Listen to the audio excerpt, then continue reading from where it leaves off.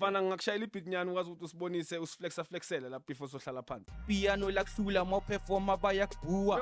Ngcono uzami quite uvela uraphe ngesipantsuleni ngavutha. I grew up in a music family. Time lami lisha music. Okay. They taught me how to play elite guitar, drums, Wow. keyboard, how to produce. Into engathi is notable. It's gaining followers. Ngithola abantu ababelieve kimi. Une fan base Yeah, fan base nasenkambini. Yeah, I shoot my own music videos, I edit, I direct. Sure. And the funny part is ngenza ngefone. Hey yo, what's good? This is your boy L Music on our new show, Raw Tactics. Kuphuka msakungaba ye. Keep heading to the top like you wanna play. Ngamane basiye. Kuphuka msakungaba ye. Don't ever stop till you start getting paid and do it again and again and again. Kuphuka. Keep heading to the top. Kuphuka. Keep heading to the top. Kuphuka. Keep heading to the top. Keep heading to the top. Keep heading to the top. Hey yo, what's good? This is your boy L Music on the newest show, Raw Tactics. I got my nigga in the studio, so please, my guy, introduce yourself, your real name, hometown, and your stage name. Okay, shout out Bafethu, Kamupe Sibaloyi, stage name Bosom Soyengo, aka the New Age Papa G. Wawa. I'm from Diepsloot. I was born in MP, raised in Gauteng, Bafethu. So mfana ngakushayela ibhikinyani ukwazi ukuthi usibonise usiflexele lapho before sohlala phansi. Drop beat inja yami, siqhubeke nalo. Nyakuzwa. Sithola indlela. By the way, shout out to Bozari Ghost. Let's go. Shout out to 808 ICU. Shout out to Mangoops in the Red Goose. Tactics. Shout out to my dad. Shout out to Tactics. Shout out to everyone who likes the music. Shout out to my followers. Shout out to Bosom Soyengo. Shout out to myself, Bosom Soyengo, aka the New Age Papa G. Okay, let's get it. Let's go. Yeah. Bosom Soyengo. Sure. Yeah. Let's go. I don't give a fuck to ban no blind to fool me. I'm the New Age Papa G and Ricky no madiba no batita. Ntropi panchik se puli speak ang bashiye bascream ang at baboni bima selis kinang twembu. Ang azing jolu chero moving fwetu. Head to go for some hashing shi umartam tembu fwetu. Asringe bareka si yimon twembu. Ongat kwala gaze shama vesti jenge twembu. If you want to blow my day, cause velu bilonga day. Hip hop italele tina wena knonu zami jazz. Piano lakuhlula ma performer bayakubhuwa. Ngcono uzami quite uvela uraphe ngesipantule ngavutha. Cause anytime ingashuba ngabele ngindise nonke ningibiza ustapura. Hawusadlala ibuwa mawigwala khutha cause ukusukela mina kungaba accident kampura. Bathi blind mara fere ngiyababona. I punch hard mangayibhidinyana boy ngiyaligoba. Namafena baya mangidisa sikushiya ngomoya. Mangidropi punching lahleli ije yabasa. Fuck it, fere kiboso. Yeah, wena uloso. Worry you better than me. Uskampotsa kanyoso. Yeah, we get set up poso. Pa onta koroboso. I go punch you like Jesus. Kupe bise cross, I'm a crazy hero. Nyabapena njenge Nero. Mangidisa ugogi maski nyaflexe mubuzu Clio. I'll break your ego. Utu ya shisu speech umlilo. Kota mangena menu sheshu ya kotolu zenzu ringo. Bating rapa hardcore. Ngipancha njenge psycho. Namafena fire njenge peke njini patco. Angisashayi top score. Sengibhema insango ngishaye high score. Nginyayile ntwana esithatha i-rap uzenza piano. Yeah. Shuri continues.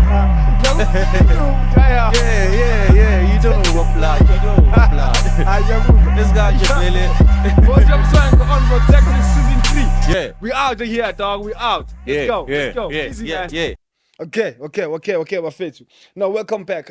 Boza Soyengo. Nyakuzwa mfowethu. What's up? So I'm good, man. I'm good. I'm good. Welcome to Raw Tactics, mfethu. Welcome to Raw the Tactics. invite, Bafethu. Shout out for the invite. Nyakuzwa mfowethu. So ngitshele what inspired you to become a rapper?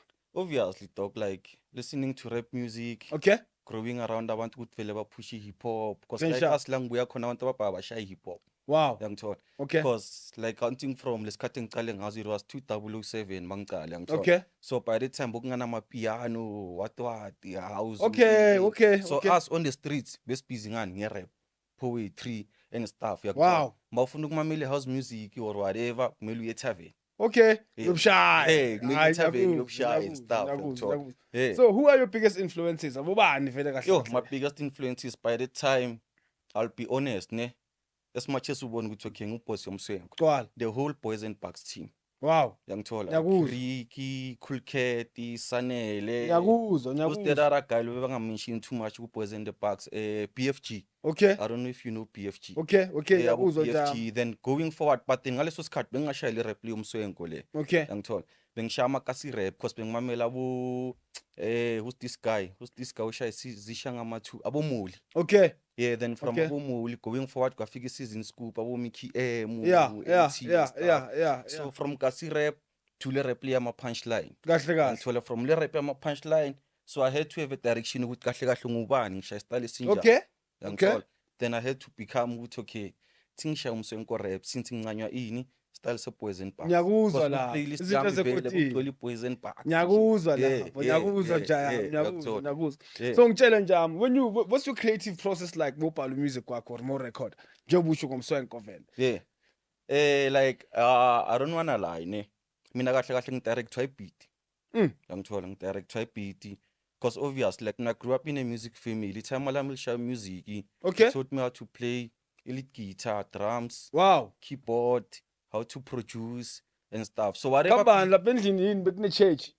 Because Bokunani- yazi la kunama drum khona nama yeah. No, bokungana change. Time lami beli ne band. Time lami actually kahle kahle benile recording label. Wow. So by the time bengisaseyintwana then bekana ama crew akhe.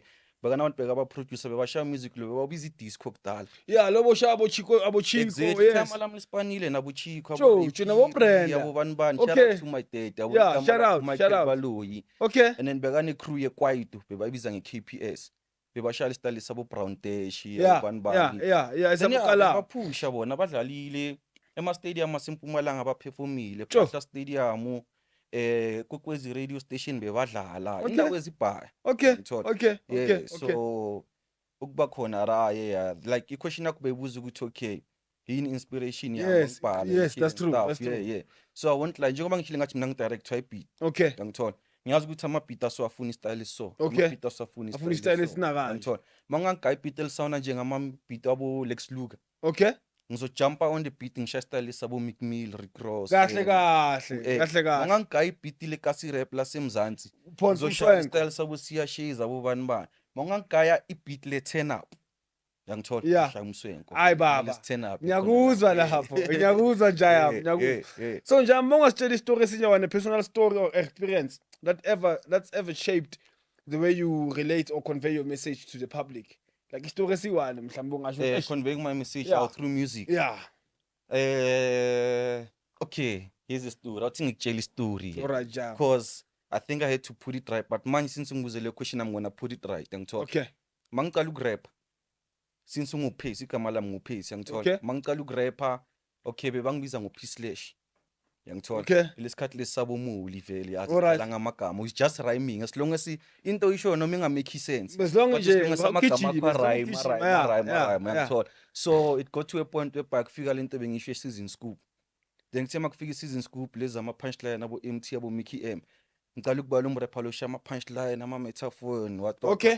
bebangibiza ngoKing Slash Okay. by the time Ngiyakuzwa from lapho. P slash to King Slash because of my sessionini hayi bekangekho nami Jo. Yeah, Hayi so- ngiyakuzwa lapho. then it was crazy because bengisescala by the time so escala mina I won't lie bro Olit Lam used to take care of me Olit Lam belingicokisa amalebulu Nike Reebok Adidas Okay. Lacoste Konke. whatever brand etrendayo so escala that's how I got the name Boss Yomswenko escala they used to call me Boss Yomswenko yangithola Because manje bozishaya zonke yeah eziphelele. bengishiya zonke eziphelele and then ngayi-artist ngiphush i-rap so there was a guy umngane wami khonje ubani uBilly Thobejani shout out to Billy Thobejani Okay.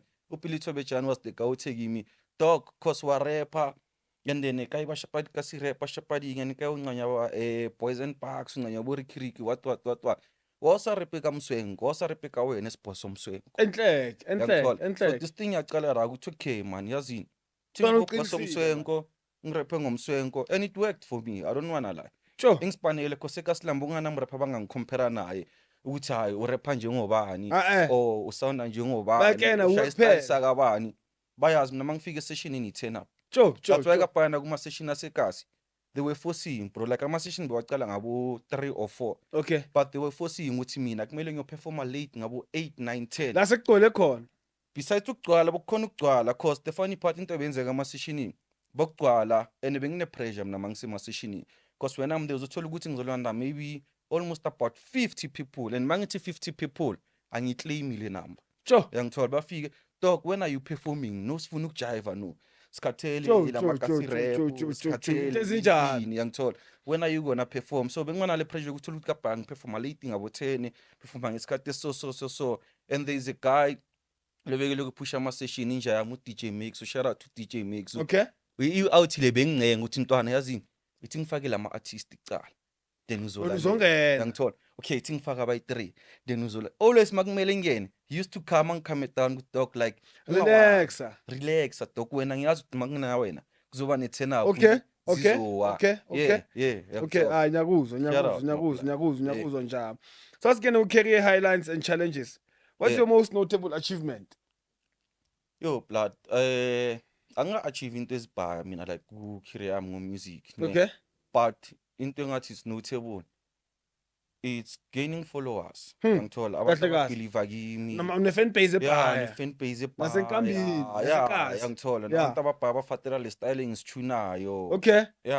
so it's like this thing ikhonile ukungiphusha to an extent ukuthi bese ngigcina ngi-invitwa kwamanye ama-hip hop session kwamanye amakasi Oh, it was no longer about ikasi lami okay. yangithola Okay. bengi-invitwa kwamanye amakasi njengoba nanong-invite bese ngicala uku-invitwa nakwamanye ama-podcast Wow, okay. Yabo. Okay. yeah like bese ngithola le attention le Kahle kahle. yeah le drive le yokuthi yazi intwana don't even So stop da, now kahle kahle. uduze noma ungakafiki but you there Ne? yeah At least bayakwazi ngayi ngaphandle Okay. Yeah. So now coming to the yimaphi ama-challenges oke wadibana nawo in this industry?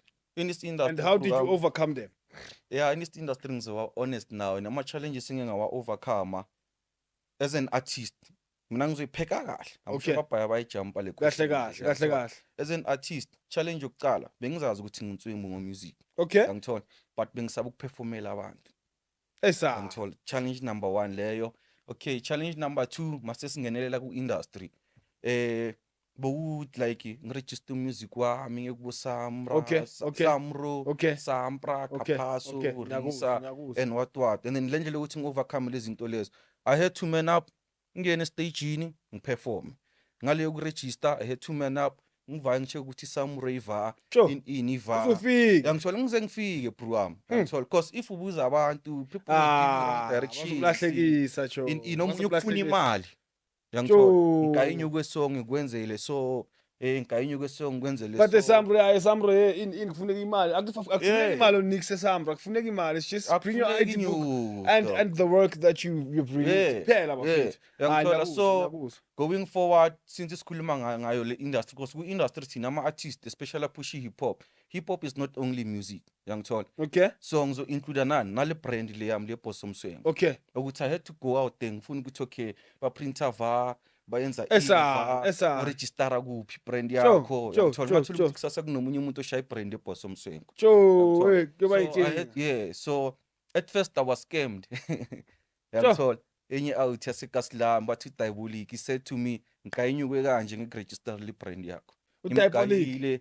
I'm sure yamkela le hari jaya misidlulile ras ghost yasimnandi but I had to yabo to school other kids out there abazonika abantu imali ukuthi babaregister lama brands and shit and stuff Okay. so he just gave me a paper nje libhaliwe ukuthi Boss Mswengo clothing brand unomuntu so Ekubeni umdabulele emalini. L-type-iwe nje akusakhumbuli kahle but I think it was 400 and something Jo. and by the time bekuyinyuke ebhayi Jo. yangithola it was 400 and something so zonke lezi zinto lezi engifisane nazo ngiphushe ukuthi mina ngizibonele ukuthi ngiyenza kanjani Kahle. because no I think ku-CIPC ukuregister i-brand is like 150. 100 and something 170 something, yeah. 170 Yeah, something that's true. yeah it's 170 something khona la so yabona izinto ukuthi manje bengilwele ukuthi kahle kumele uzigelezise man and into ezibhanga ngihlala ngitshela abantu dok mangazi ukuthi inenzwa kanjani ngena ku-YouTube Bazokubonisa yonke into la. yeah nje I'm like YouTube ke makhona tsohle mina ngibiza kanjani Jo.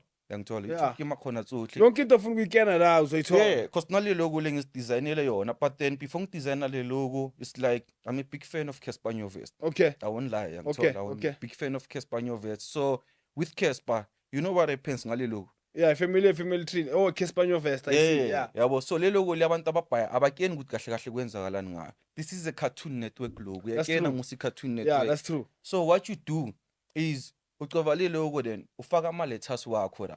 Pen. Ucreate igama lakho. Ungathola ukuthi khona enye brand futhi esipanisele the same. Yeah, logo, that's true. That's but true. ayibhalwa ngabhosom. That's true. That's true. That's true. That's true. Yangithola. Nyakuza. Yeah, so abantu bro like kumele baye ku YouTube ba check ukuthi ini yenzwa kanjani, what's what. Then another challenge ebenginayo, i-challenge ukuthi I couldn't pay for music videos. Esa. From ngisasentwana ngifuna ama music videos, ngifuna Abantu bama-camera. abantu bakufuna ama 3K, 6K, Sure. 8K, what. But beka vandag I shoot my own music videos, I edit, I direct. Sure. And the funny part is ngiyenza ngefone. Esa. Yonke into Esa nihlangane bemnandi. Yeah, yonke into bro ngithuna ngefone. Sure. If people wanna check it out, bangaya ku YouTube basearch Bosom Senko SA. Bazowathola ama music video wakho. Bazithola yonke into la nene ngishute nabantu abayi 2 or 3. Yeah, nama video yakhona antswemu. Sure. So sometimes it's best mawuzenze into zakho. Ne? Yangithola. I can hear you. Because man. now sengina nale feeling lokuthi I have to shade nama up and coming artist. Kahle kahle. Guys, it's useless for you ukuthi uhambe ushoot video 6K or 8K or 10K ukuthi uyiposte ku YouTube. Sure. Yangithola ngithi usaqala. Usakhuphuka, yangithola. Kahle kahle. Take your phone nje yami. Akhona ama bathina ama tutorial. Kahle kahle. Edita kanjani wenza. Yonke le nto le. Sathi phone yakho, the only thing that you have to do yini mina into enginotisile. It's not about ukuba ne camera. It's about getting a phone ene camera na same Sharp. quality. Yeah. Maybe njenge Canon cam. Okay. Ama pixel awafani nani. Okay. Nange iPhone. Cause music video ka NSDCA Juicebag. I think it's Juicebag. Yeah. Yashuta ngefone le music. Okay. video. Okay. And abantu ababhaya bekho out. Abakeni. Yangithola. Okay. Yeah. Uyashuta kanje maqeda uyishuta we save as 4K view. Okay. 4K view iyadlala iTV. That's true. Yangithola, That's yeah. true. We save it as 4K view. Ongayisave as 360 Or 1080. 180 Yeah. Okay. Now I hear you, my guy. Yeah, shut up. So now, how do you stay relevant and fresh in this evolving hip hop state? How do you stay relevant and fresh? Just by sticking to being Bosom Soyanko, nagula lyrics engiwabhalayo, sticking on the same content. Okay. Like, Jiggy. yeah, Jiggy. like I said, Gucci, at first I was confused, yangithola. But ukuthi makutrend kasi rap ngishaya kasi rap. Makutrend leza ama punchline ngishaya ama punchline. Okay. Of which is not know. If bengazazi ukuthi ngubani, kube nami nongiswitchile ngishaya ama piano. Esa. Ne, ngabe bongazikeni. Kube ngiswitchile nongishaya ama piano. Okay. But mina ngishintshanga, I'm always Bosom Senko. Each and every track or beat or song or whatever genre ngisho namanje noma singashaya track ye jazz. I'm gonna be Bosom Senko. Kahle. Angeke Noma kungaba ingoma gospel. Ngizoba uJesu okuBosom Senko. kahle. Hayi nyakuzwa njani. Okay, masingena ku industry and culture. So what's your take on the current state of hip hop? Mocabanga, is it booming or Ay bro, into engizokutshela yona ababhaya bathi hip hop ifile ne. okay? But hip hop nje ayayifanga man.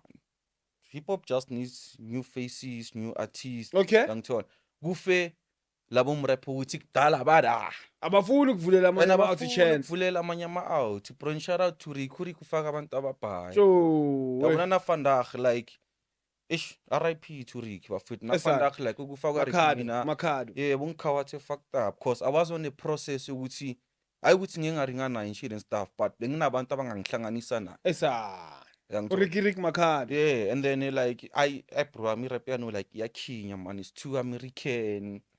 It's too maybe ngablame abo Blake na lentana bathu ba Lucas Raps. Okay. Because no everybody ujampela kule style sabo lese boom. Nalama flow abo. Yeah. Izinto ez overseas. Esa. Izinto ngeke sinazo yangithola. Mina what I do kuma raps wami ne. Angali ukuthi okay ngishaya umsenko rap.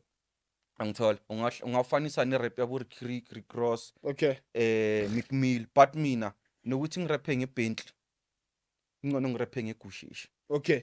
Yangithola. Okay. Nokuthi ngiraphe yini le Bentley le bhasi lentsha le Benz lehlanyisa abantu yini abanye bathi fucking car man Okay. nokuthi ngirepe nge-fucking car excuse my language yakuthola nokuthi ngirepe ngale moto le kungcono ngirepe nge-Caravelle. Okay. Yes, because it's one and the same thing. Yeah, It's one and the same thing. kasi bro. Yeah, Ngithola ngibuye kasi kumele ngi-inspire abantu basekasi. Kumele ngi-inspire intwana sekasi ukuthi at least because intwana sekasi ngaspana to an level ukuthi ngakhona ukaford ukuthenga igushesho ye-City Golf. Yangithola. Okay. Ingazifakeli pressure. Yokuthi manje ifuna ama-airline ifuna Lamborghini, ifuna in because izogcina ihamba iyothwala or izojoin ama-Illuminati. Because yabonani ukugcwele into le ukuthi ufuna lezo zinto join Illuminati. Esa. Yeah. Mina bro ngigran if ngiphula up nge-325 ngigran. Ngalo kahle. Ngigran. Nyakuzwa. So now, uthini nge-role of social media in discovering talent and exposing talent? Yaspana la social media nje wabo sasitshela nge-YouTube. Yaspana but now.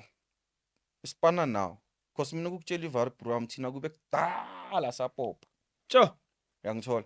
Kube kudala sapop. If zonke lezi zinto la Esikhona nje obusakhona. Yeah, and bes exposed to kuzo the way if abo TikTok bebakhona ngalezi nkathi if I knew how to boost my post if besiphethe namafuna antswembu njengala swaphatha today because just imagine from 2007 till today iminyaka engaki ngishaya music mfethu eminyaka engaki ngilwela ukuthi ngingashuta ama video ngaqala ibrand ngayenzani and by the time it was fun because we all thought ukuthi kumele usayini record deal ukuthi kuze manje ukenwe ube kuma YouTube but no it's no longer about that because no recently ngishaye it was my birthday on the 11th of April so ngaye studio mangifika studio sifika ra siyaringa yazi kulamalanga sebakhuluma kakhulu ngoshebeshite nakayifuni right okay yakuthola so it depend ukuthi master studio akuringwa ngaye and stuff and whatever ngayisubshaya ngayi 8 busy udlala ama beat la.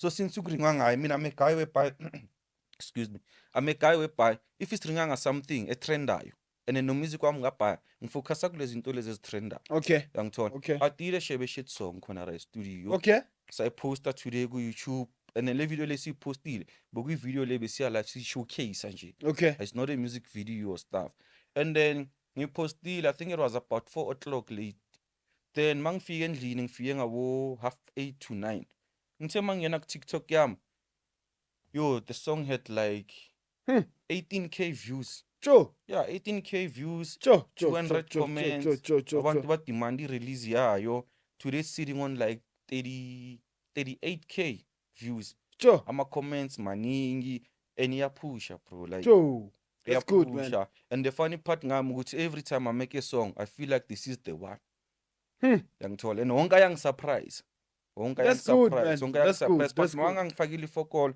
ngiyadlula kuyo le track leyo jumpela to the next one okay no nyakuzwa let's get more into personal life and life growth how do you balance actually your career and your personal life how do you balance the two yo bro all I can say is I don't even have to plan ukuthi okay life yami career yami ngenzani what in okay because nokuya studio nokwenza music or whatever I don't even plan yathola izinto ziyazenzakala kahle ngiyakhona ukuthi maybe siblomile no sikhinyekile kulela ama beat ngirecord i-track if I have to go to work I go to work kahle if I have something to attend kumele ngishoot umuntu i-video you attend that usipana ngeschedule like angina pressure yangithola kahle mina ngestudio kumele ngenzeni ngesikhathi sokumele ngiyekuphi usipana ngesikhathi sakho ngepace yakho is impilo yami movie yangithola so ile movie le ngiphila lesithi okay ubheka imovie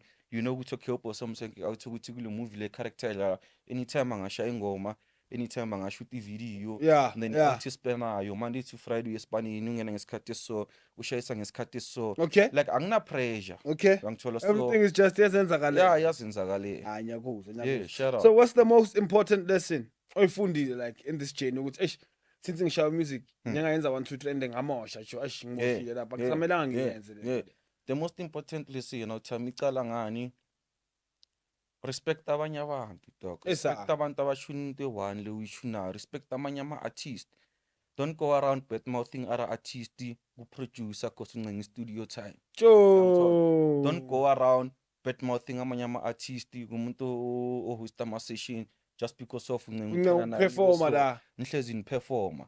Don't go around if ufuna uxabane nami then ukhuluma amanye ama-artist ungikhuluma plan ukuthi bangasazwani nami. Sure. Yangithola. Okay. But if you can see what's happening eKaSlami bro, it's crazy. It's crazy. Ukhuluma blind. Abazwani. Hayi ukuthi azwani. Abazwani to an extent ukuthi bacishe bayenza ukuthi nami ngingazwani nabanye abantu. Esa ngale ndaba manje zeyithele. And not by influencing me, by influencing laba abanye abantu. Only to find out ukuthi okay kwenzakalani labantu labo today mina ngiyazwana nawo. Bayangitshela ntona thina bebasifaka umoya iflop ukuthi wena yabona ndeke ubutswembu esessionini and stuff. Bafila ngathi wena da uthola like uphathwa njengengane uphathwa kahle yeah so the special treatment yeah to the special treatment I wanted to say that yazi amagama yabale kahle so ama-gents they became honest na mangitshela ukuthi dog hayi thina iflop yethu ukuthi okay si-influence abantu abakanje nabakanje ukuthi wena uthola special treatment abantu ababhaka bascreamela wena bafethu ukuthi uwe akusini Playman labantu abangiscreamelana. Phela Playman lo muntu lo guy special treatment. Sure. Zona niye hayi mina ngiyenzeni. Ngoba nami ngiyaziphushela impilo njengoba ngiyenzanga ukho namhlanje azwana nabantu ababhaka. Cabanga jo. Yabo. Ngencala yile ngile. Ababhaka bayasaba nokuza kimi bazocela ukuthi ngibashuta ama music video. Ngakhuluma nini kabi guys? Come on. Ayisipani kanjalo mouth. Okaja maskena uma collaboration ne-dream collaboration. Who's your favorite artist to collaborate with and why? Should I mention one or should I mention one? One. Yo. I don't know how to put this, but then I'm just gonna say Casper because actually it was Ricky. Okay. But then I say, then it's Casper Nyovest. Okay. Reason being, I think it's still something Sega Casper siya match. Young tall. Okay. Yeah, mina manga feature Casper right now. I think we can take it back. Lesa sikhathi lesa sabotita umbuweni sazobaliti okay nyaku okay so because this styling is shy I won't change I won't say just because of nocturnal le rap yabo style sabo play and I have to sound like them no and then another reason ukuthi Casper is business minded though ngithola okay into ezibhaya akusi artist ukuthi umile nje ulinda abantu bazomenzela izinto o dependa ku record label ukuthi imenzele izinto okay yangithola uyazenzela so I think ukuspana naye I could learn more ngiyakuza I could learn more ngiyakuzwa okay let's get on my current projects and future plans. What's your latest release and what inspired the project? My latest release is a song titled Dilo Tsaka no di bethile pele yangithola into inspire the track le bro ukuthi starting from la ngicale khona to now I never thought ukuthi ngaba ne fan base engaka I never thought ukuthi ngaba nendawo engi-invite kuzo ukuthi ngizoperform. Okay. Ngithola ama positive comments, ngithola ama views mangiposta ama video ngiyenzani. Wow. So the funny part is mina I'm a different artist. Strategy sami sokupush music wami is different from all these artists. Angirelease music as MP3s or Spotify or whatever. Okay. Mina ngirelease music wami as music videos ku YouTube.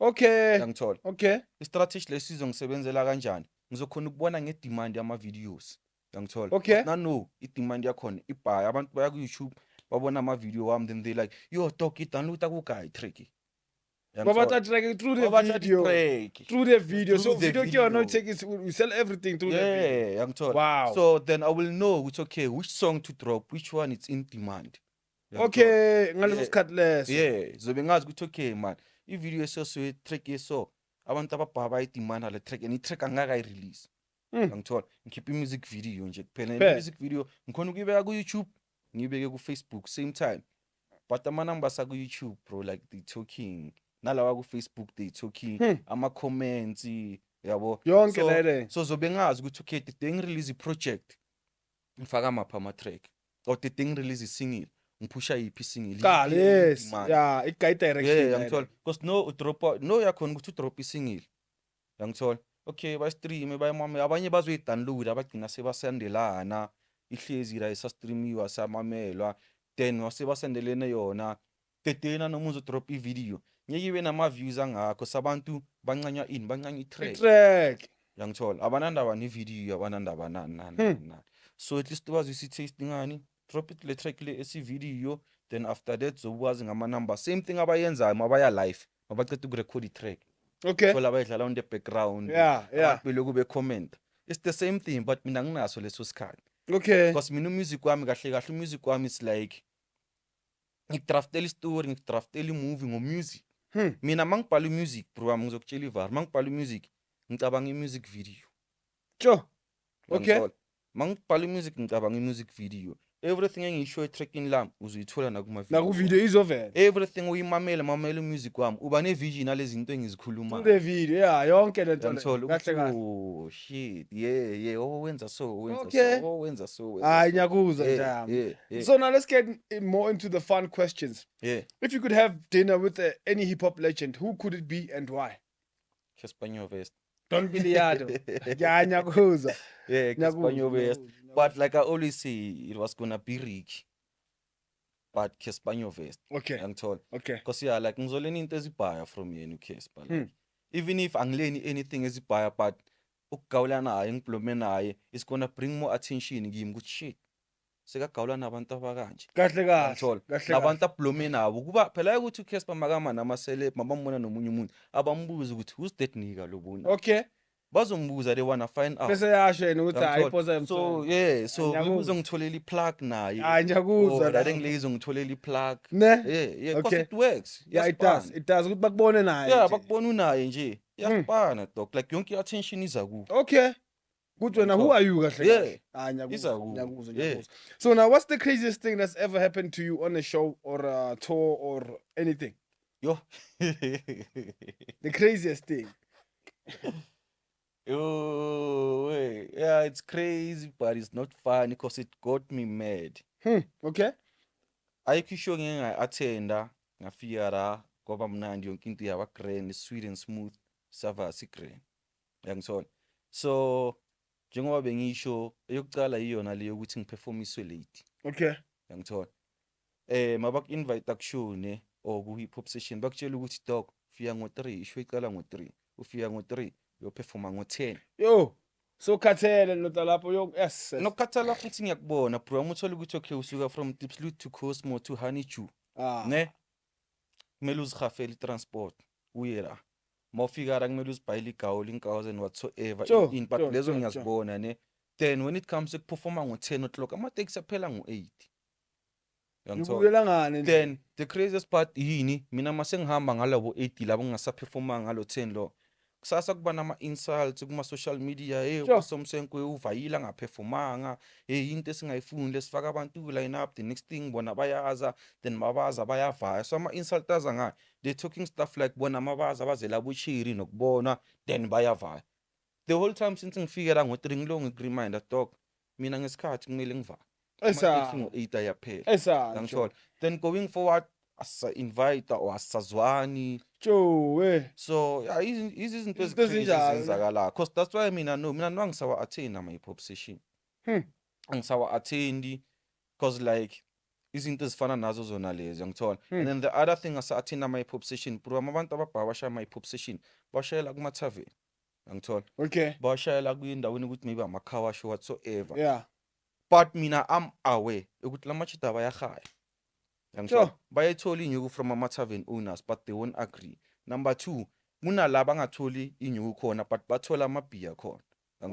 Okay sharp uyi-host session asali ubani uperformayo ra yimi engiperformayo ra ubani uphula i-crowd la phela mangifake ku-poster yakho ubhale Somsenko following yami bro wami yazokala bayeza abantu and then another thing nalamashow la ukuthi ukhethola ukuthi okay it's an event abantu bayahafa itikiti for ukungena angisayi reason b nyara mangifika la okay ngiphushile neposter yakho kuzokala abantu ababhala maybe kuza abantu abayi50 for me because mina it's crazy manguposter ngiyawathola ama-inbox dog sibonile uzoperforma we coming plus ngizokala namajinsi aseKaslami kudala ngibatshela ngawo bafuna ukukubona okay out ushayi event makasha event kanje ukhafisa 20 rand or ukhafisa 50 rand entrance cooler box ukhafisa 100 rand mina kumele ngiyera ngiperforme mahala kumele ngizigibeze kumele ngizibhayile igawulo kumele ngiyenzini kumele ngibuyele kasi nabo ama promoters nalabo ama tavern owners abafuna ukuthi sizoperforma mahala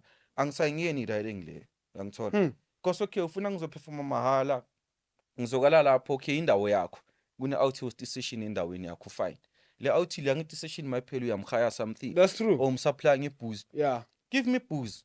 It's fine. Yangithola. Kahle Ngale 6 pack leyo bro, mina le 6 pack le ngizovanga ngizoyibhayisa. Sure. Ngithole le 60 rand or ngithole le 80 rand. Ngiyakuzwa lapho. At least endlini ngiphethe something.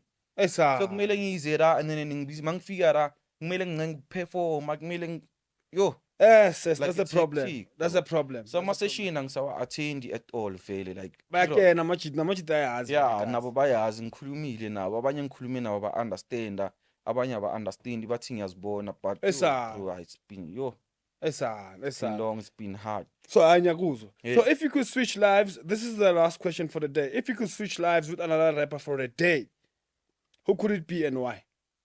Pretty ugly. Okay, why? Okay, I'm gonna make it sound a bit funny. Okay. Number 1, ngizothola i-chance ukuthi dog bangidresse up ngibenswemu ngihambe ngithole i-haircut. Number 2, I'll be pulling up with the dopest chick in SA. It's Buntle Modiselle, but Okay. it's Buntle Buloyi now. Okay. Okay. Like nale attention uPretty Ugly dog ayitholayo nokungena engqondweni yakhe ngicabanga idiwa acabanga ngakhona. Kahle kahle. Yangithola nalabantu li surrounding liyanayo because if ngiyachange ngiba uye for the day it means ngizomitha bonke labantu amitha na.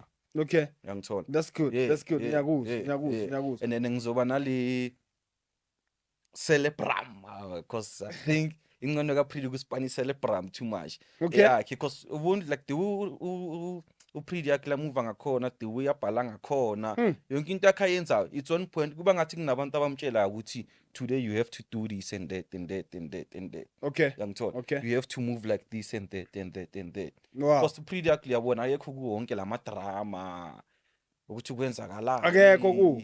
Akekho ku. No, akekho. Bani uxabane noMerem wakhe like Akekho kuyo la ile nyonke. akekho konke rara man. Ayekho nabantu bambona ngathi soft. But trust me, akekho soft. Ngiyakuzwa. It's Ngiyakuzwa. just a Ngiyakuzwa cool kahle kahle. guy nje. Ne? And yabazi abantu laba bakhulu abasolve umsukele. Ngizomsola Umsukele kahle. uhlashikuma leshushla Ah, wakhe. ngiyakuzwa itashiko. So Yeah. thank you very much Boze Msoko for coming to Raw Tactics. If ungasitshela nje your email and the social media handles la singathola khona i-track zakho. Thank you very much. Yeah.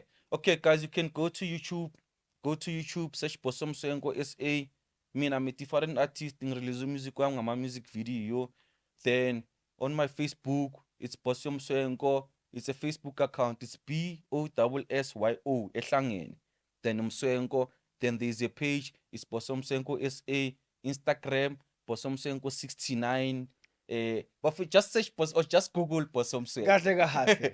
Kahle Phela kahle. zonke lezi zinto lezi yangithola. Nyamuzwa bafowethu Bosom Yeah. Swenko on Raw Tactics Season 3. Please tune in for our next episode as we have much for you and more for you. Thank you Yeah. very, very much. Bosom Swenko out. Shout Easy. out bafethu nibe Easy. grand salute ninfrostana nonke. Salute.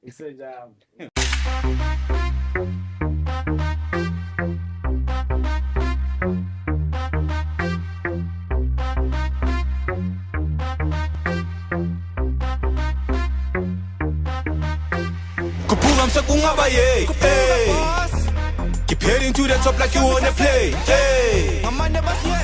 Kuphuka msekungaba yey Don't ever stop till you start getting paid And do it again and again and again Kuphuka Keep heading to the top Kuphuka Keep heading to the top Kuphuka Keep heading to the top Keep heading to the top Keep heading to the top Kuphuka msekungaba yey Keep heading to the top like you wanna play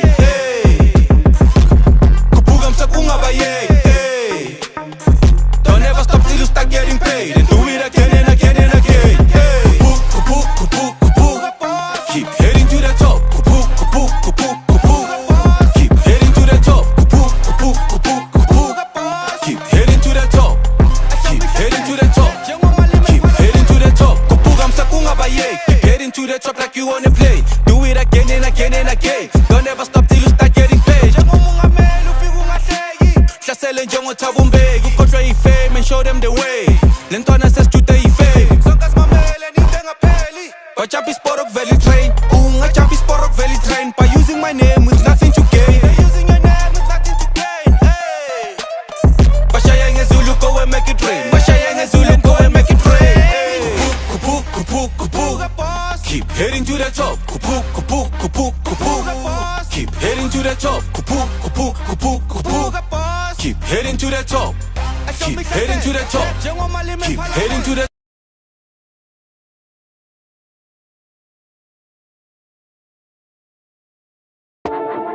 bathi boss umshaka ushebe shit wenza amasimba njengoshebe shit yakhoza umvimba njengoshebe shit ekasi ngibadubula ngemino like shebe shit beating ilkhila njengoshebe shit kasi langifila njengoshebe shit kasi angisibhayi njengoshebe